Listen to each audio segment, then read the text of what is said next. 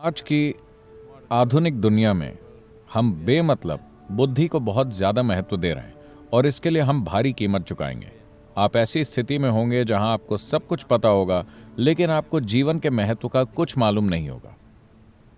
सच में आजकल आप देखेंगे कि बच्चों के साथ ये हो रहा है। पहली बार आप इस पीढ़ी में 10-12 साल के बच्चों को देखिए, वो बोर होते हुए दिखते हैं। 10-11 साल की उम्र में आपको पता ही नहीं था कि बोरियत क्या होती है। यह नामुमकिन था। जिंदा होना और इधर उधर देखना ही रोमांचक होता था।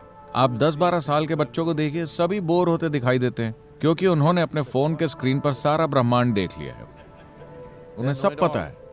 और खासकर पश्चिमी देशों में आप देखेंगे कि 8-10 की उम्र में बच्चे वाकई बोर हो चुके होते हैं, क्योंकि जब तक आप 12 के हुए आपका एक लव अफेयर हो चुका है। आप जानते हैं ब्रेकअप क्या होता है, आप जानते हैं कि उससे बाहर कैसे आना है, आपने शराब चख ली है, आपने ये देख लिया है, शायद आप हर तरह की शारीरिक चीजों से गुजर चुके हैं और आप ब्रह्मांड को भी जानते हैं। अब और क्या बचा?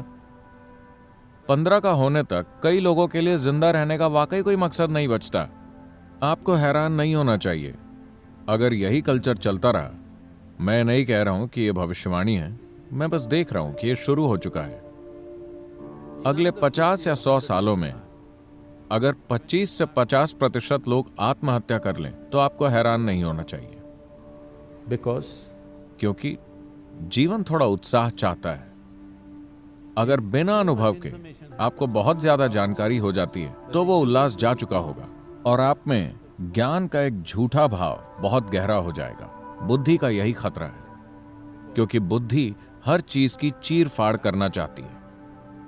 बुद्धि चाकू की तरह होती है, जितनी पैनी उतनी अच्छी। ये चीर फाड़ करके जानना चाहती है। चीर फाड़ कुछ चीजों के साथ कारगर होती है, जीवन के सारे पहलुओं के साथ नहीं। जीवन को तोड़ फोड़ कर नहीं जाना जा सकता। भौतिक चीजों के टुकड़े करके आप उन्हें जान सकते हैं, आप जीवन को टुकड़ों में विभाजित करके नहीं जान सकते। लेकिन बुद्धि की प्रकृति ऐसी ही है। पूरा आधुनिक विज्ञान इंसानी बुद्धि से विकसित हुआ है। चूंकि इसने तकनीकी फायदे दिए हैं तो आप इसके खिलाफ तर्क नहीं कर सकते। वो बस अपने आईफोन का मजा ले रहे हैं। उन्हें लगता है कि वो वैज्ञानिक हैं क्योंकि वो ये कर सकते हैं। टेक्नोलॉजी अच्छी बात है, इसने हमें काफी आराम और सुविधाएं दी हैं, लेकिन ये हमें जीवन नहीं दे सकती। तो बुद्धि ऐसी ही है। बुद्धि की उपयोगिता इस पर निर्भर करेगी कि इसकी पहचान किससे बनी हुई है और कौन सी चीज बुद्धि को पकड़ती है और कितनी स्थिरता से। दिमाग और बौद्धिक प्रक्रिया की तरफ ये रुझान, ये एक यूरोपियन बीमारी है। आइए विचार के संदर्भ में समझते हैं। आप सोच सकते हैं सिर्फ उसी जानकारी के आधार पर जो आपने पहले से जमा कर रखी है। इसका मतलब है कि आप कभी भी कुछ नया नहीं सोच सकते।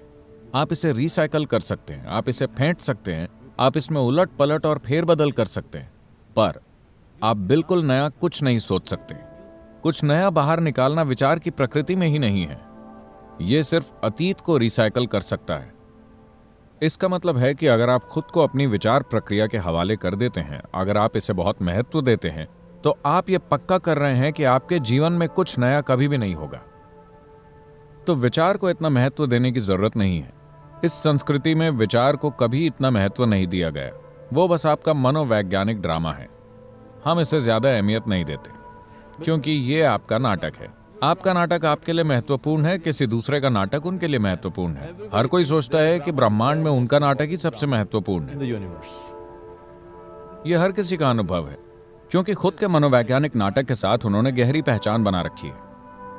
इस मनोवैज्ञानिक नाटक को आपके जीवन की प्रकृति को तय नहीं करना चाहिए,